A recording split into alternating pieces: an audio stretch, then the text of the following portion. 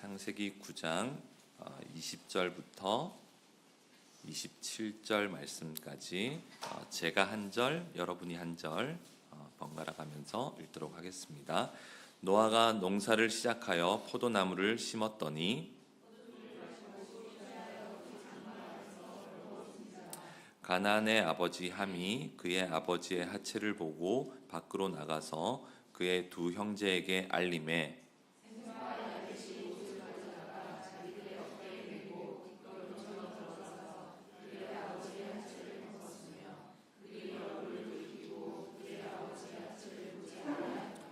노아가 술이 깨어 그의 작은 아들이 자기에게 행한 일을 알고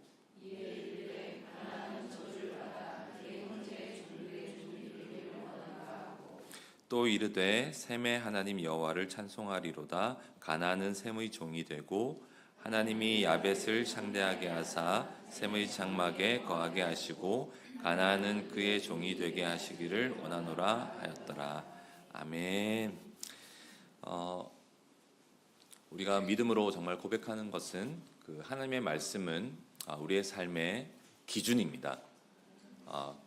우리의 삶은 하나님의 말씀의 권위 아래에 있고 하나님의 말씀의 권위를 뛰어넘는 어떤 것도 존재하지 않습니다.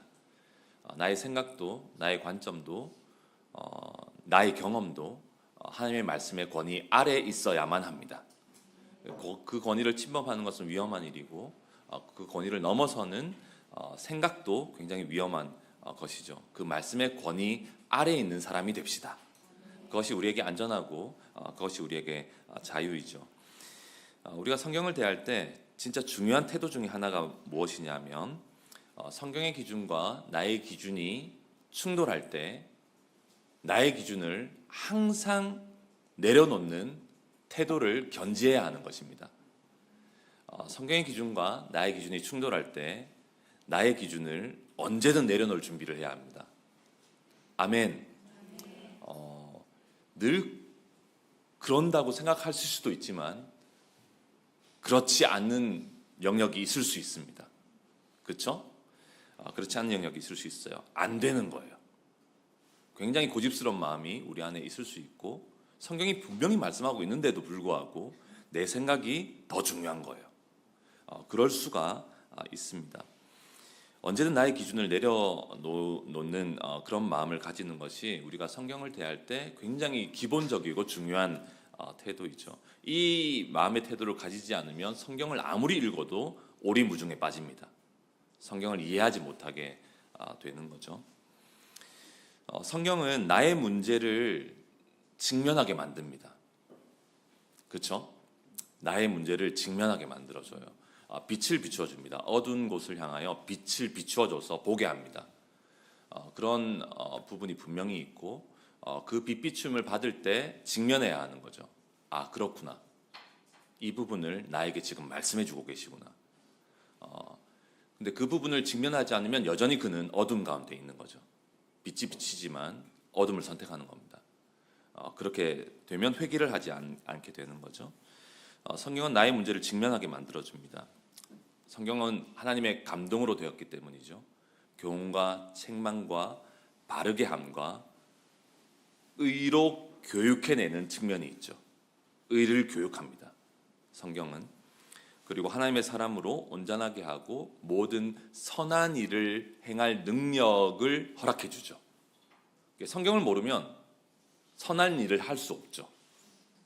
왜냐하면 자기 생각대로 결국 할 것이기 때문입니다. 성경을 알아야만 우리는 선한 일을 할 수가 있습니다. 그런데 성경을 오래 대하고 읽고 누군가를 가르쳐도 여전히 자신의 믿음의 삶은 명쾌하지 않고 뭔가 오리무중인 사람이 존재할 수 있나요? 존재할 수 있습니다. 성경을 오래 대하고 성경을 가르쳐도 말이죠. 자기의 삶은 명쾌하지 않고 믿음의 삶이 오리무중, 아직 잘 모르겠고 그런 모습이 존재할 수 있습니다. 그런 사람은 성경의 내용을 모르는 게 아니에요, 여러분. 성경의 내용을 압니다. 그러니까 가르치기도 하죠. 성경의 내용을 알지만 실제로는 성경이 요구하는 기준대로 살지 않는 사람이기 때문입니다. 성경의 기준대로는 살지 않기 때문에 그래요. 좀 더 명확하게 말하면 내 기준과 성경의 기준이 맞을 때만 따르기 때문에 그렇습니다. 충돌하며 피하는 거예요. 그리고 맞을 때는 따르는 것입니다. 그런 사람은 전체적으로는 성경을 중요하게 여기는 것 같지만 결정적인 상황에서는 자기의 생각과 자기의 기준을 따릅니다. 결정적인 순간이 되면 성경을 전체적으로 따르는 것 같지만 결정적인 순간이 되면 자기의 생각과 자기의 기준을 따릅니다. 성경에 절대적인 권위를 부여하지 않는 사람인 거죠. 성경은 우리 모두 비침을 받읍시다. 성경은 우리의 지식을 조명하는 게 아니라 우리의 삶을 조명합니다. 우리의 지식은 내가 아닙니다. 지식은 지식이죠. 내 삶이 나이죠. 자, 그러니까 성경은 우리의 삶을 조명합니다. 내가 어떻게 하고 있는지를 조명하는 것이죠. 그래서 우리가 늘 많은 강의에서 들었지만 성경은 매우 단순, 명확, 강력하잖아요. 할렐루야. 단순, 명확, 강력해요. 무슨 말입니까? 기준이 선명하다는 얘기입니다. 일관적이에요. 성경은. 그러니까 이랬다 저랬다 하지 않고요. 성경은 일관적입니다. 일관성이 있죠. 그리고 그래서 우리는 성경을 믿고 믿음으로 살면 살수록 성경이 얼마나 단순, 명확, 강력한지를 점점 더 알아야 합니다. 아, 그렇구나 하는 느낌표의 느낌이 계속 와야 돼요. 성경을 알면 알수록. 아멘. 성경을 알면 알수록 계속 물음표의 느낌이 온다는 건 성경의 잘못이 아니고 나의 잘못입니다. 그렇죠? 성경을 알면 알수록, 묵상을 하면 할수록 느낌표의 느낌을 계속 받아야 합니다. 아, 그렇구나. 맞구나. 진리이구나. 그 앞에 내가 꺾어야 되는구나. 그런데 성경을 대할 때마다 잘 모르겠다고 반응하고 자꾸 퀘스천의 느낌으로 자꾸 내 삶에 오게 된다는 것은 이유가 명확하죠, 여러분. 순종하지 않기 때문입니다. 그죠? 기준 앞에 순종하지 않기 때문이고, 성경이 늘 그렇게 되면요, 성경이 늘 불확실하다는 느낌을 가지고 있는 거예요. 묵상을 해도 오늘 내가 잘 모를 수 있어라는 전제를 깔고 묵상을 하는 경우도 있습니다. 오늘 나는 온전히 깨닫지 못할 거야. 아니요, 주님은 분명하게 말씀하십니다. 아멘. 우리에게 분명하게 말씀하시죠. 제가 요즘 복음성경 학교에서 지금 훈련생 우리 학생들에게 필독서를 이렇게 읽으라고 했거든요. 필독서의 제목이 뭔지 아세요? 아세요? 영적 침체라는 책입니다. 맞죠, 성사님? 영적 침체라는 마틴 로이 존스 목사님의 책을 이렇게 이제 읽으라고 했는데요. 그 책에 보면요, 이런 부분이 기록되어 있는데 한번 들어보세요. 사람들은 대체로 명쾌한 정의에 반발한다. 명확하고 확실한 것을 싫어한다. 막연하고 불확실한 종교일수록 사람을 편하게 해준다. 결단을 요구하는 성경의 명쾌한 진리만큼 사실 불편한 것은 없다. 그래서 그들은 이렇게 말한다. 아우, 당신의 말은 너무나 정확하고 율법적이에요. 전 그런 게 싫습니다. 기독교는 믿지만 당신이 말하는 개념들은 너무 경직되고 편협해요.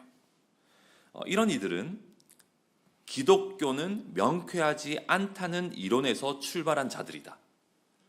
성경의 가르침과 권위를 온전히 받아들이지 않고 성경에 전적으로 철저하게 굴복하지 않는 자들이다. 그들은 영적인 진리에 자기 생각을 뒤섞어 버린다.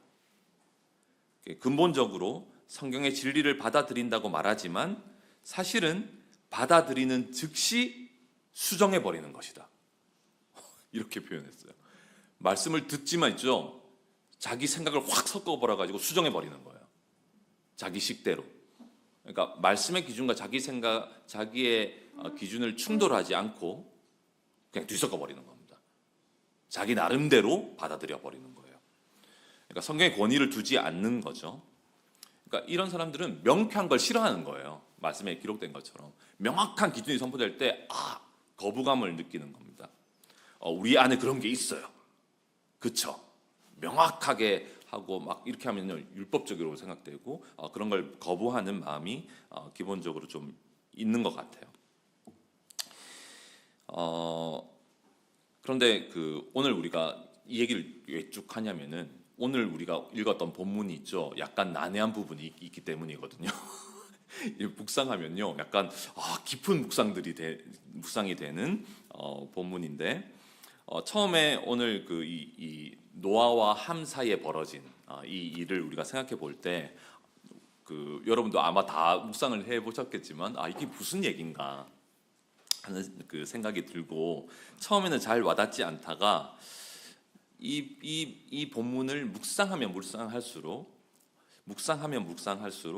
정말 내 안에 깊이 자리 잡고 있는 잘못된 인간적인 기준을 드러내는 말씀이구나 하는 생각이 저는 들었어요. 이번에 묵상을 하면서 이 본문이 진짜 그런 본문 중에 하나인데 표면적으로 보면은 이걸 그냥 수박 겉핥기식으로 이 본문을 묵상하면 둘째 아들 함의 작은 잘못에 대한 술 취한 아버지의 대노라는 표면적인 모습으로 보게 돼요. 뭘 이렇게까지 저주를 퍼붓고 이 사람이 술이 덜 깼나 하는 그런 생각이 약간 들기도 하고 너무 과한 대응 아닌가 이런 생각을 하게 되죠. 그러니까 솔직하게 말하면 저도 좀 그런 게 있는 것 같아요. 이 본문을 다시 묵상하는데 여러 번 묵상했고 또 어떤 기회에 말씀을 전한 적도 있었던 것 같아요. 그런데 이 부분을 이번에 다시 창세기로 돌아와서 다시 묵상을 하면서 확실히 제 마음이 이 본문을 좀 불편해하는 거예요. 내 마음이 이 본문을 좀 불편해하는 걸 느꼈습니다. 약간 갸우뚱하게 되고 좀 불편한 첫 번째 정서가 그랬어요. 약간 불편한. 그러면서 기도를 하는데 깨닫게 된 제 문제를 한 가지 깨닫게 됐는데요. 그게 뭐냐 하면요, 제 마음이 자꾸 함의 편에 서려고 하는 거예요. 제 마음이 함의 편에 서려고 하는 거예요. 이거 문제인 거예요. 그런 생각이 드는 거예요. 최소한 이런 마음인 거죠. 아니, 빌미를 제공한 건 술 취한 노아 아니야? 최소한 이런 생각이 드는 거죠. 근데 바로 그것이 말씀을 묵상하면 묵상할수록 바로 그것이 나의 왜곡되어 있는 시선이고 뭔가 비틀려 있고 잘못된 나의 도덕적 기준이고 성경적 기준이 아니라 나름대로 나의 어떤 인간적 도덕적 기준인 거예요. 그게 바로 하나님 말씀 앞에 온전하게 굴복할 수 없는 남아있는 나의 죄성이라는 생각이 들었어요. 기도하면서 그게 더 주님 앞에 좀 오게 되었습니다. 자, 오늘 본문을 아주 단순하게 해석해 보면 이것입니다, 여러분. 오늘 본문을 단순하게 해석하면 이 이야기는 함의 잘못을 드러내고 있는 이야기가 맞아요. 함의 잘못을 드러내고 있는 이야기가 맞습니다. 그리고 실제 여기서 저주를 받은 가나안, 그러니까 함의 아들이죠. 함의 막내 아들입니다. 그 다음 장에 보면은 이제 셈과 함과 야벳의 이제 형제들과 이제 족보들이 좀 나오잖아요. 실제로 이 가나안은 헷 족속, 여부스 족속, 아모리 족속의 조상이죠. 출애굽한 이스라엘 백성들이 이제 가나안 땅에 들어갈 때 거기 살던 우상 숭배하며 죄의 문화로 가득했던 그 민족의 조상이 맞습니다. 자, 10장 15절부터 18절에 나와 있죠. 거기 쭉 나와 있습니다. 읽진 않을게요. 가나안은 장자 시도가 헷을 낳고 여부스 족속, 아모리 족속가 쭉 나와 있죠. 가나안 지방의 사람들이 맞죠. 하나님의 전체적인 주권 안에서 그 일이 실제로 있는 것이죠. 자, 그렇다면 함의 죄는 무엇인가? 함은 죄를 지은 거예요. 지금 함의 잘못을 드러내고 있는 게 맞습니다. 함의 죄는 무엇인가? 그 과정을 한번 현장의 모드로 한번 생각해 보면 있죠. 이 이야기를 우리가 다 아니까 좀 스킵하면 현장의 모드로 한번 생각해 보면 함이 말하자면 왜 그때 그 노아의 장막에 찾아갔는지 이유를 몰라요. 그러니까 무슨 일이 있어서 아버지에게 물을 게 있었던지, 아니면 아버지가 이미 술 취했다는 사실을 알고 찾아갔는지 모릅니다. 그죠? 근데 그건 추론할 수는 없지만 함이 간 거예요. 장막을, 텐트를 하고 들어간 겁니다. 들어갔더니 노아가 완전히 그러고 있는 거예요. 술 취해가지고 완전히 벌거벗고 이렇게 이제 드러내고 이렇게 있는 거예요. 그 성경을 보면 함이 다른 누구와 함께 술을 먹었다는 건 찾아볼 수 없는 것 같아요. 아마 혼자 먹은 것 같아요. 생각해 보세요. 노아에게는 친구가 있었을까요? 있었을까요? 술 친구가 있었을까? 없어. 다 죽었어. 다 죽었다고. 없어요. 노아와 세 아들과 며느리와 노아의 아내와 그리고 손자까지 있을 때입니다. 이때는 그 가나안에게 저주를 한 것 보면은 이제 그 셈과 함과 야벳의 아들들까지 있었을 때입니다. 그러니까 홍수 심판이 끝난 직후가 아니에요. 농사도 했고, 그죠? 조금 몇 해가 지난 어느 날인 거죠. 함이 들어갔더니 이제 그러고 있는 겁니다. 그러니까 노아가 혼자 그냥 생각해 보세요. 그 포도주라는 것이 그 당시에는 과일을 많이 추수를 하면은 그냥 쟁여놨을 거 아니에요. 그러니까 물이 생기지. 그러면 이제 액체가 생겨가지고 그걸 뭐 과일을 다 둘 수가 없으니까 짜가지고 어디 보관해 두거나 하면은 그게 발효가 되면은 그게 포도주가 돼버린 거죠. 그런데 마시면 알딸딸하고, 그죠? 우리가 다 경험 없죠? 알딸딸하고 기분이 좋고 뭐 이러면 이렇게 뭐 계속 마시게 되는 거예요. 그러다가 이제 이걸 뭐 그 창세기 앞부분은 술 취하지 말라, 이 범죄다 뭐 이런 것도 별로 없고 그냥 하나님이 허락해 주신 걸 그냥 이렇게 먹는 거지. 그러니까 이제 혼자 노아는 그냥 텐트 안에서 그랬던 거예요. 근데 이제 함이 이제 그걸 딱 본 겁니다. 자, 그러면은 정상적인 아들이라면 어떻게 해야 될까요? 여러분이 딱 들어왔어. 아버지가 그러고 있어. 정상적인 아들이라면 어떻게 해야 돼요? 아우, 아버지 왜 이랬어요? 괜찮으세요, 아버지? 왜 뭐 하고 있는 거야? 지금 벌거벗고 있는 거야? 하면서 아이고, 우리 형이랑 동생 볼까봐 겁난다고 이거 왜 이러고 있는 거예요? 아버지 정신 차리세요, 아버지. 작작 좀 먹어요. 좀 친한 아들이면 작작 좀 먹으세요, 아버지. 막 이러면서 약간 좀 그런 게 정상적인 아들 아니에요? 그죠? 좀 아버지가 그러고 있으니까 좀 이렇게 해주든지, 누가 보면 어떡해. 그렇게 할 거 아니에요? 근데 함은 쳐다보고 있는 겁니다. 딱 들어왔는데, 그 모습 생각해 보세요. 노아가 그러고 있는데 함이 딱 들어왔는데 아버지를 딱 쳐다보고 있는 거예요. 모르겠어요. 미소를 지었을 수도 있어요. 아주 냉소적이고 비꼬고 이렇게 우습게 여기는 그런 모습이었을 수도 있습니다. 딱 보고 아무 조치를 취하지 않습니다. 보고 나가요. 그 순간에 함의 생각과 함의 마음은 어떤 상태였을까요?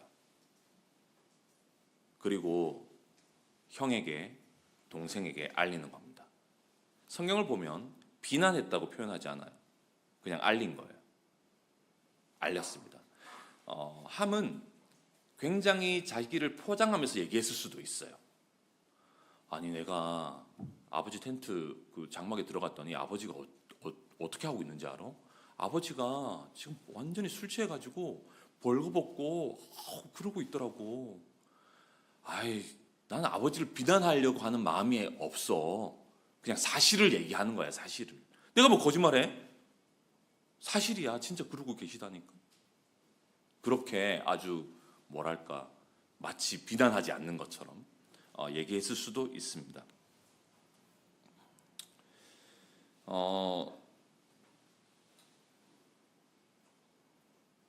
함은 이 한 사건이 있죠. 이 하나의 사건처럼 보이지만 이건 하나의 사건이 아니라 우발적으로 벌어진 하나의 사건이라기보다는 아버지를 향한 함의 일관적인 태도를 한 사건을 통해서 보여주는 거예요. 아버지를 향한 일관적인 태도예요. 정상적인 아들이 아닌 겁니다, 지금 여러분. 그쵸? 정상적인 아들의 상태가 아니에요. 함의 됨됨이가 한 사건을 통해서 확실하게 드러난 겁니다.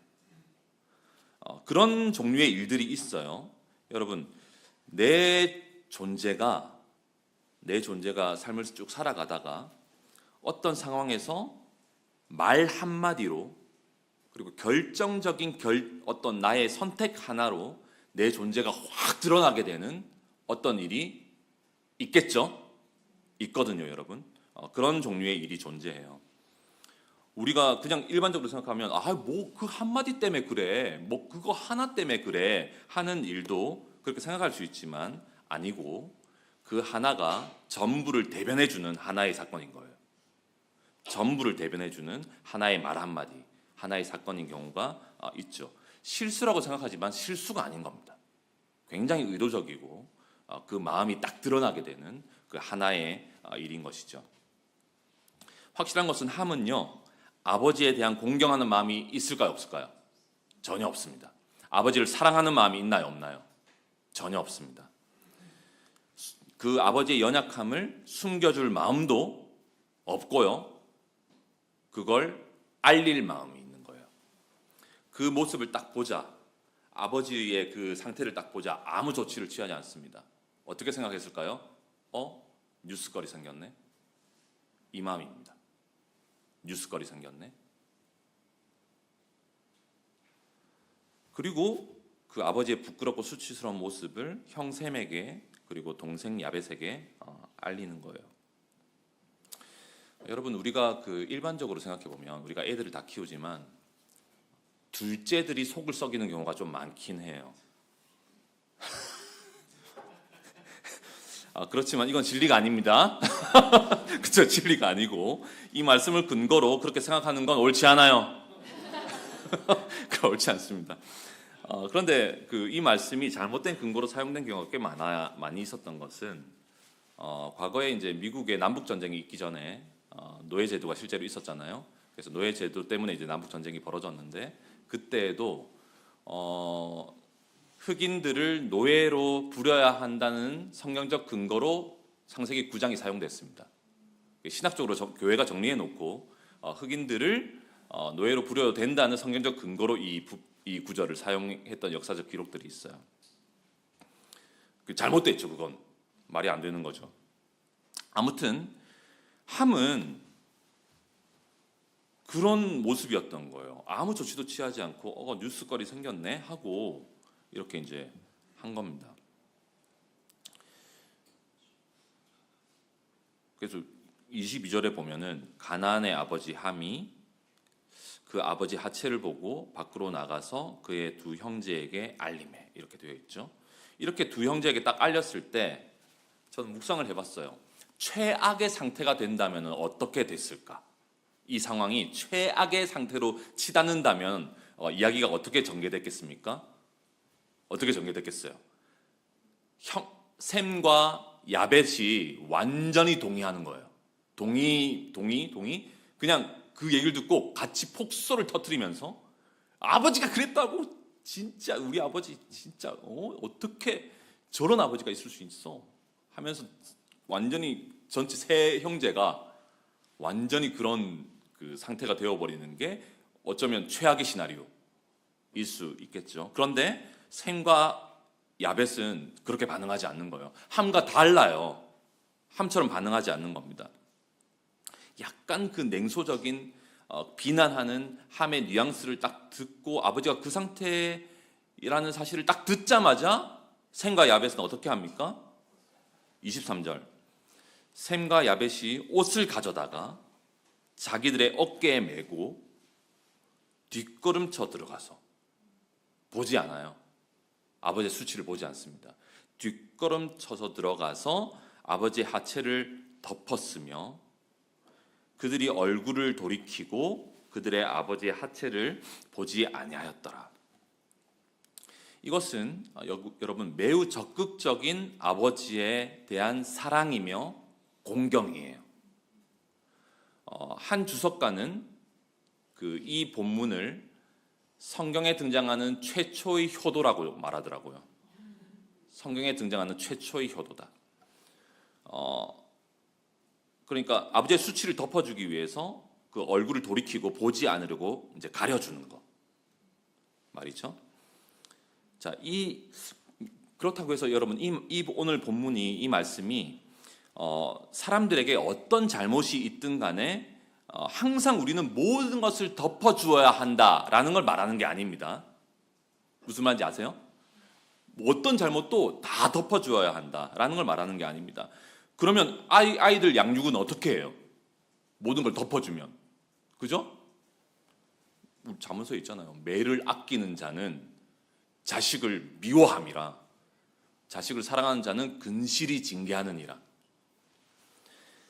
성경은 자녀의 잘못을 덮어주지 말라고 얘기하고 제대로 양육하라고 얘기합니다. 기준을 세우고 양육하라는 거죠.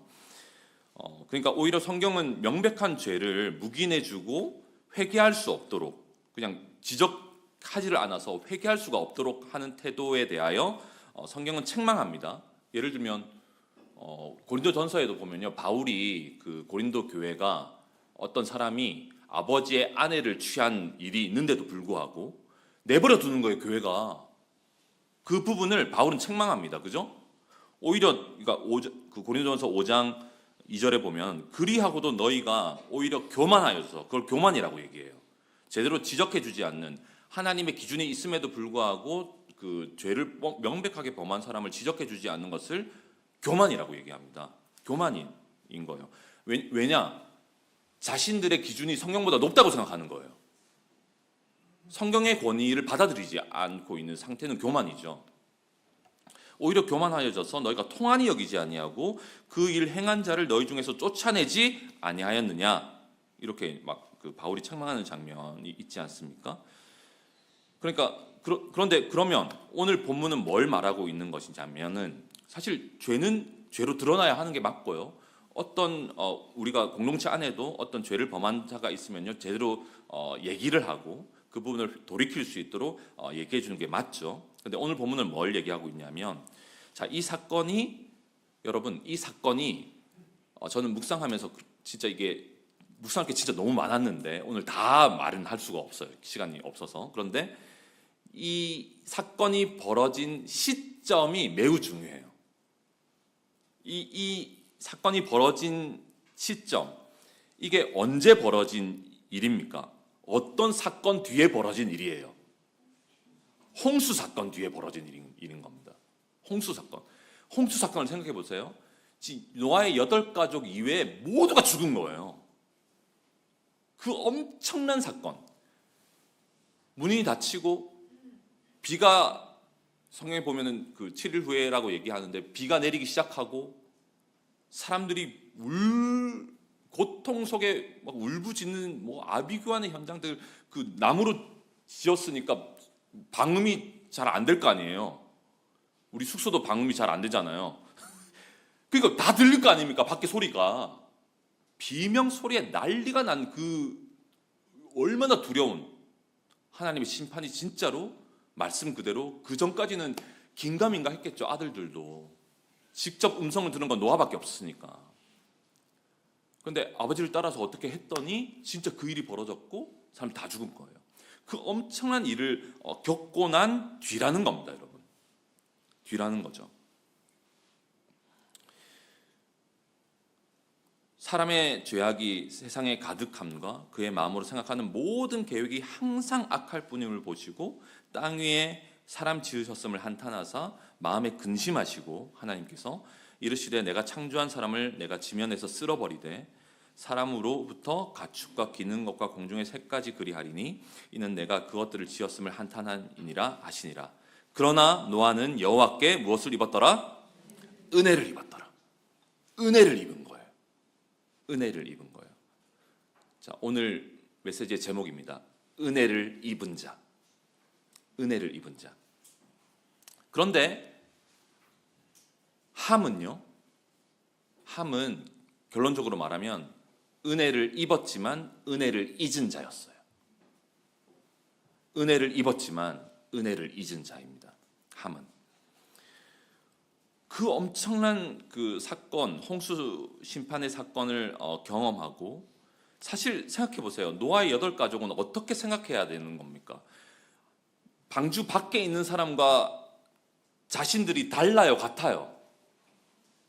같아요. 성정이 같고 똑같은 죄인이란 말입니다. 방주 안에 탔지만 주님의 은혜이구나라는 것을 알아야 했던 사람들입니다. 그렇죠? 멸망했던 사람들과 조금도 다르지 않은 우리도 죄인인데 노아도 마찬가지고 여호와께 은혜를 입은 거예요. 그리고 택정함을 입고 경계를 넘어온 자들이죠. 그런 자들인 거예요. 그러니까 항상 하나님께 어떤 은혜를 입은 자인가를 기억해야 되는 거죠. 잊지 말아야 하는 겁니다. 은혜를 기억해야 하는 위치에 있었던 사람들이 분명하죠. 모든 인류가 죽고 이 가족밖에 없는 거예요. 그러면 진짜 은혜를 입은 거죠. 은혜를 입은 거지 않습니까? 그런데 방주가 아라랏산에 도착하고 동물들이 나오고 포도 농사를 하고 포도주가 만들어질 만큼 수확도 있고 자기의 아이들도 나오고 이렇게 시간이 좀 지나자 함은 어느 순간 일상의 반복 그리고 모든 것이 약간 당연하게 오게 된 거예요. 은혜를 잊어버리는 그 현상 중에 하나가 뭡니까? 당연하게 여기는 겁니다. 그렇죠? 다 당연하게 오는 거예요. 뭔가 당연하게 오다 보면은 나중에는 어떻게 됩니까? 내가 했기 때문에로 또 가게 돼요. 당연하게 오다가 이제 내가 내 공로가 더 많아지는 거죠.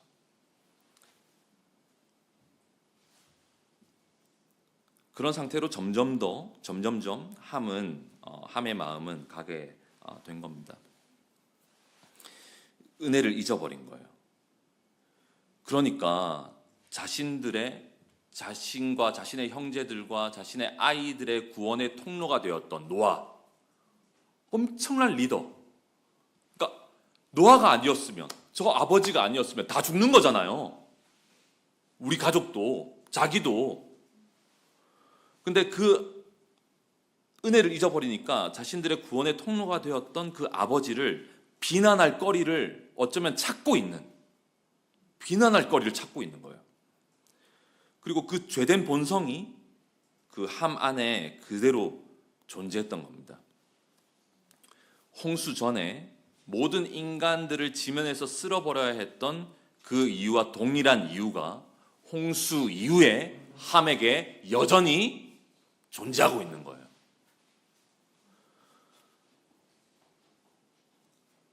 바로 이 마음의 상태가 너무나 심각한 문제였던 것이고 바로 그 부분이 홍수 이전에 하나님이 사람들을 보시며 한탄한 부분과 동일한 부분인 것입니다. 그게 함 안에 드러나게 된 거예요. 홍수 이전에 그런 문제 때문에 심판을 당했던 그 이유와 동일한 이유가 함 안에 존재했던 겁니다. 그러니까 홍수 심판은 완전한 심판이 아니었던 거예요. 인간의 본성을 바꾸지 못했으니까 새로운 존재가 되게 하지 못한 것이죠. 함은 자신의 어떤 은혜를 받은 자인지를 어느새 잊어버린 거죠. 사랑하는 여러분, 우리 모두는요, 저는 인정하게 되는 것 같습니다. 우리 모두는요, 쉽게 은혜를 잊어버리는 자들입니다. 인정이 되십니까? 우리는요, 여러분, 쉽게 은혜를 잊어버리는 자들입니다. 모두가 함과 같이 될 수 있어요. 함의 속성이 우리 안에 있습니다. 그렇죠? 함의 속성이 우리 안에 있어요. 은혜를 잊어버리는 존재입니다. 과거에 엄청난 은혜들을 입어도 있잖아요. 어느 순간 일상을 살다 보면 당연하게 오는 거예요. 당연하게 느끼는 거예요. 그리고 조금 더 시간이 지나잖아요. 내가 한 게 많아져요. 그렇게 되면요, 내가 한 게 많아지면 질수록 자기의에 사로잡히기 때문에 다른 사람을 쉽게 비난하는 에너지가 발동됩니다. 그렇죠. 그 수순으로 가게 돼요. 함의 이 모습이 우리 안에 있는 거예요. 내 안에 있는 거예요.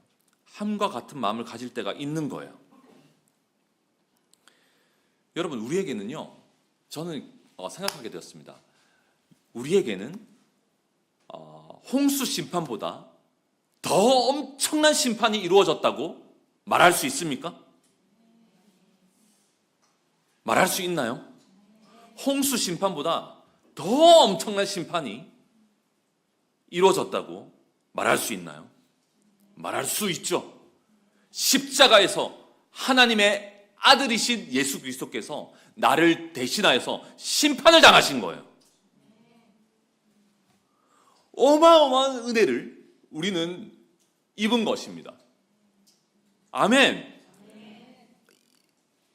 이 은혜를 잊어버리는 죄는 정말 무서운 죄입니다. 날마다 우리는 이 은혜를 받은 자라는 사실에 대해서 놀라고, 복음의 놀라운 그 내용에 대해서 정말 깜짝깜짝 놀라고, 내가 어떤 은혜로 지금 여기에 있는가, 어떤 은혜로 지금 여기에 살고 있는가, 수많은 사건 사고들과 내가 겪어왔던 수많은 시간들을 보면 주님의 은혜이구나. 어떠한 상황을 만나도 은혜가 훨씬 더 큰 거예요. 그게 객관적 사실이라니까요. 아멘. 어떤 일을 만나도 은혜가 훨씬 더 커요. 근데 나의 생각 속에는 지금 당면한 이 문제가 더 큰 거예요. 은혜보다. 바로 그 마음을 회개해야 합니다. 은혜보다 나의 어려움이 더 크게 와닿는 그 마음이 문제예요. 그게 함의 마음입니다. 그걸 회개해야 합니다. 아니, 어떻게 죽어야 할 나 대신 아무 죄가 없으신 하나님의 아들이 나를 대신해 죽으시냐고요. 나에 대한 심판을 어떻게 그분이 가져가셔서 나의 죄를 덮어주시고, 여러분, 나의 수치를 덮어주시고 죄를 간과해 주시냐고요. 너 죄 없다. 내가 다 짊어졌어. 내가 심판받았어. 넌 의로워. 믿기만 해. 어떻게 그렇게 하냐고요. 우리를 덮어주신, 우리의 죄를 간과해 주신, 우리를 속량해 주신, 우리를 구속하신 그 놀라운 은혜를 우리가 주목하지 않으니까 현실이 보이고, 다른 사람의 수치가 보이고, 비난할 거리를 찾는 이런 마음의 상태가 된다는 거죠. 근데 보세요, 여러분. 내가 함의 마음의 상태 가운데 있을 때 내 주변에 어떤 사람들은 샘과 야벳과 같은 사람들이 있을 거예요. 나와 다른 생각을 하는 거예요. 그 부분을 받아들이기도 하고, 그 지체를 용납하기도 하고, 받아들이는 사람들이 있거든요. 나의 마음, 어떤 관계의 어려움 가운데 있을 때 나의 마음을 보세요. 나는 은혜가 더 큰가? 내가 받은 은혜가 더 큰가? 나는 용서받은 자인가? 누군가를 용서하지 못하는 마음을 보면서 그 정도로 용서 못할 것 같으면 하나님이 얼마나 나를 용서해 주지 않으셔야 하나요? 말이 안 되는 거지 않습니까? 그런데 우리의 논리는 이렇게 하는 거예요. 아니, 아무리 그래도 저 사람은 진짜로 잘못한 게 맞잖아요. 저 사람의 그 말은 정말 잘못한 게 맞잖아요. 맞아요, 틀려요? 맞죠. 그 사람의 말은 잘못한 거니까요. 그게 그 잘못이 더 크게 보이는 거예요. 누군가의 잘못을 볼 때 여러분, 그 사람이 잘못한 건 사실이에요. 맞죠. 근데 바로 그게 여러분, 그 잘못을 지적하는 나의 마음의 상태가 어떤 마음인지 아십니까? 길에서 나한테 100데나리온 빚진 자의 목을 잡는 바로 그 마음인 거예요. 사실이죠, 빚진 게. 100데나리온의 금액을 빚진 게 거짓이 아니고 사실이에요. 목을 잡는 이유도 될 수 있어요. 근데 더 큰 문제가 무엇입니까? 바로 직전에 어떤 일이 벌어졌어요? 1만 달란트를 탕감받은 게 문제입니다. 그게 문제예요. 그것 때문에 합당하지 않은 것입니다. 그렇죠. 그것 때문에 그 목을 잡는 그 힘은 합당하지 않아요. 용서해 줘야 돼요. 복음을 받은 자는, 죄사함을 받은 자는, 용서를 받은 자는 누군가에 대한 미운 마음을 가지고 용서하지 않는 것은, 그리고 받아들이지 않는 것은 합당하지 않습니다.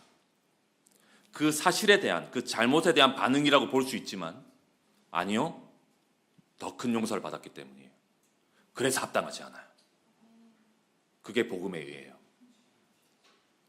그래서 합당하지 않습니다. 여러분, 수많은 관계의 문제 앞에서 오늘의 메시지를 기억하십시오. 그 마음은 합당하지 않아요. 그 사실은 잘못이지만 그것을 바라보는 나의 마음은 합당하지 않은 경우가 너무 많아요.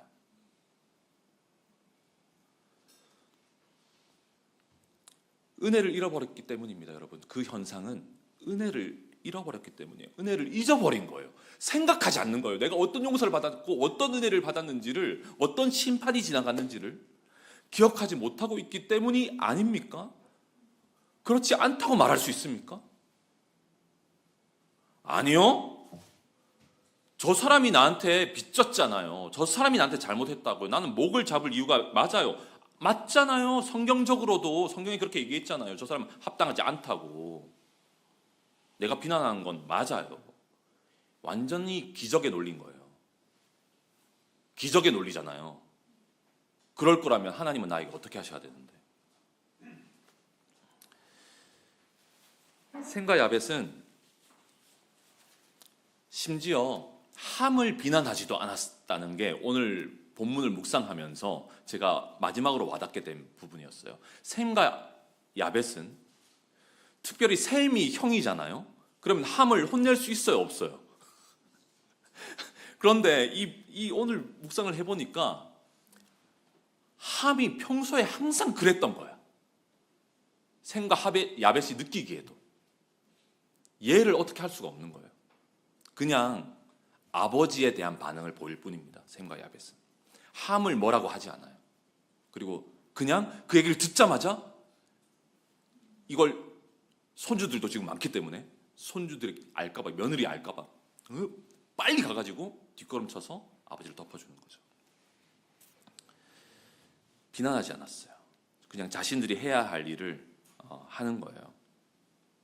아니, 아버지가 어떤 아버지인데, 아버지가 없었다면 내가 여기 있을 수 있나? 같이 방주를 지으면서 셈과 함과 야벳은 얼마나 아버지가 때로는 미친 사람으로 보였을까요? 그들도. 그렇죠? 노아는 직접 들어서 막 하지만 셈과 함과 야벳도 진짜 가출하지 않은 게 대단해요. 대단하긴. 어떻게 그걸 방주를 같이 짓고 그 많은 시간을 스스로 알 거 아니에요. 얼마나 믿지 못하는 시간들이 있었는지. 아버지를 따르긴 했지만, 야, 진짜 이게 맞나? 이런 생각을 얼마나 많이 했을지. 사람들의 비난에 대해서 어려워하고, 진짜 우리 아버지가 미친 거 아닐까? 이런 생각 했겠어요, 안 했겠어요? 했을 거 아니에요. 이제 어쩌 자는 거 진짜 오는 건가? 비가? 홍수가? 그런데 그럴 때마다 흔들리지 않고 자기들을 이끌어줬던 그 아버지. 그 아버지가 어떤 아버지인데, 그 아버지 때문에 우리가 지금 살게 됐는데, 여기 있는 건데, 그 은혜를 늘 기억했던 셈과 야벳은 아버지를 덮어주는 거죠. 사랑하는 여러분, 좀 뚝 떨어진 얘기지만 오늘 이 메시지를 하고 있는 것은요, 여러분, 이 말을 하고 있는, 이 메시지를 하고 있는 요점은 바로 노아 정도가 아니라 바로 이러한 대제사장이 우리에게 있다는 것입니다.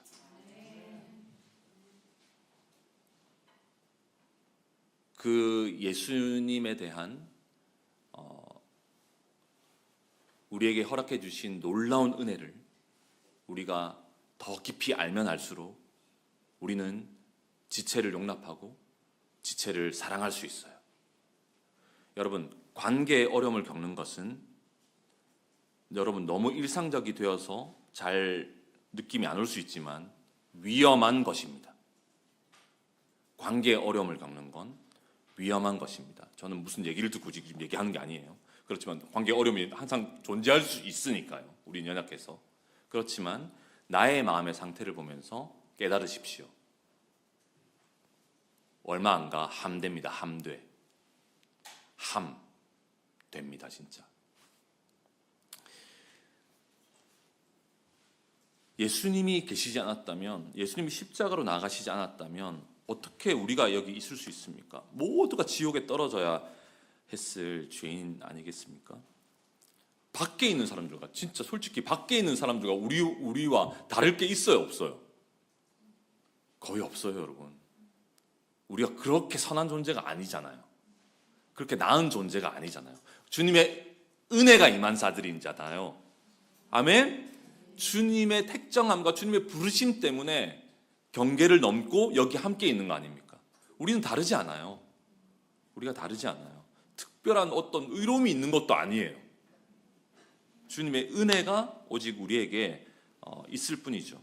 주님이 날마다 우리를 덮어주시고 우리가 함께 찬양했던 것처럼 다시 한번 우리의 두루마기를 보혈에 씻을 수 있도록 은혜를 허락해 주시고 정결케 해 주시고 그리스도 안에서 너 새로운 존재야 라고 다시 말씀해 주시면 그걸 은혜로 받아서 그렇군요. 나를 다시 한번 의롭게 해 주시고 나를 새롭게 해주시는 그 주님의 은혜 때문에 내가 갈 수 있군요. 얼마나 복음이 멋진 것입니까? 어제까지를 우리가 회개하고 복음 앞에 서면 어제까지의 모든 죄를 주님은 모든 계산해서 빼버리시는 거예요. 아멘? 그 복음이 얼마나 놀라운 거냐고요. 그런 은혜를 날마다 경험하는 자가 누군가를 용납하지 않는다? 이게 말이 되냐고요. 복음을 잘 모른다는 것 밖에는, 십자가 앞에 서지 않는다는 말밖에는 말이 안 되잖아요. 끊임없이 사람들의 모습을 보면서 사람들의 수치와 그 잘못들을 보면서 계속 거기에만 에너지를 쓰고 있다는 것은 은혜를 모른다고 말할 수밖에 없지 않나요? 그런 거 아니겠습니까? 여러분, 우리 모두 구원의 은혜를 헛되이 받지 맙시다. 아멘. 내가 은혜 받은 자라는 사실을 기억합시다. 그 사랑으로 그러한 내가 어떤 은혜를 입은 자인지를 아는 그 주님 안에서의 그 은혜를 찬송하는 그런 마음으로 우리가 살 때에 우리는 영혼들을 도와줄 수 있습니다. 그 마음이 되기 전에는요, 그냥 함같이 찌를 뿐이에요. 우리의 마음이 바뀌어야 합니다. 그래야만 우리는 학생들을 섬길 수 있고 또 사랑하는 지체들을 섬길 수가 있어요. 그 말씀으로 저는 받게 되었습니다. 우리 함께 기도합시다.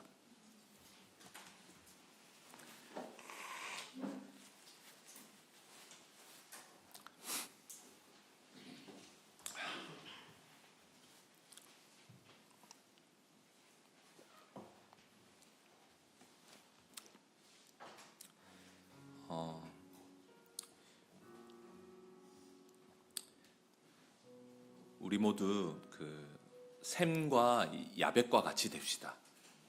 샘과 야벳과 같이 됩시다.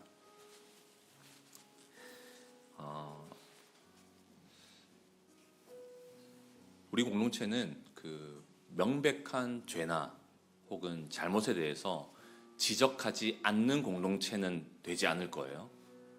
그거는 교회의 순기능이 아니죠. 우리는 회개해야 하고 명백한 잘못이 있을 때 이야기를 해야 합니다. 그러나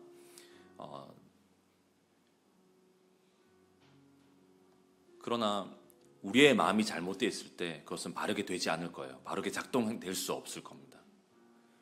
우리의 마음이 바르지 않으면 내가 은혜 입은 자라는 사실을 우리가 잊어버리고 비난하는 마음을 가지고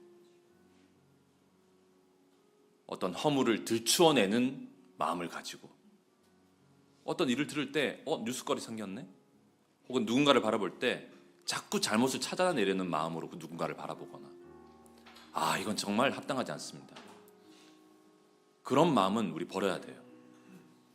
하나님 앞에 그 마음을 그런 마음 우리가 가지지 아니하도록 함과 같은 그런 속성이 내 안에 있다면 주님 그 부분 내가 회개합니다. 나 돌이킵니다. 주님 돌이킵니다. 내가 어떤 은혜를 입은 자인지 어떤 심판이 지나간 자인지 십자가로 얼마나 놀라운 은혜를 나에게 주님이 허락해 주셨는지 1만 달란트를 이미 탕감받은 사실로 인하여 100데나리온 정도? 아무것도 아니죠. 아무것도 아니죠. 여유로운 마음이 생기죠. 내가 받은 용서가 얼만큼인데. 은혜 안에서 우리가 충만하여 살 때 여러분 은혜의 현상은 기쁨과 감사입니다. 기쁨과 감사예요. 우리의 삶에 기쁨과 감사를 잃어버리는 것은 큰일입니다. 큰일이에요. 항상 기뻐하고 범사에 감사해야 합니다. 감사를 잃어버리고 기쁨을 잃어버린 거 은혜를 잃어버렸기 때문이에요. 우리 자신을 모습을 돌아보며 다시 한번 주님 앞에 우리가 이 말씀 앞에 서며 주님 은혜 입은 자로 그렇게 우리 자신을 드리고 주님 놀라운 은혜를 날마다 기억하고 주님 감사하며 주님을 기뻐하며 그러한 존재로 내가 나아가겠습니다. 우리의 마음의 고백을 함께 주님 앞에 올려드리며 잠깐 기도하며 나아가도록 하겠습니다. 기도하시겠습니다.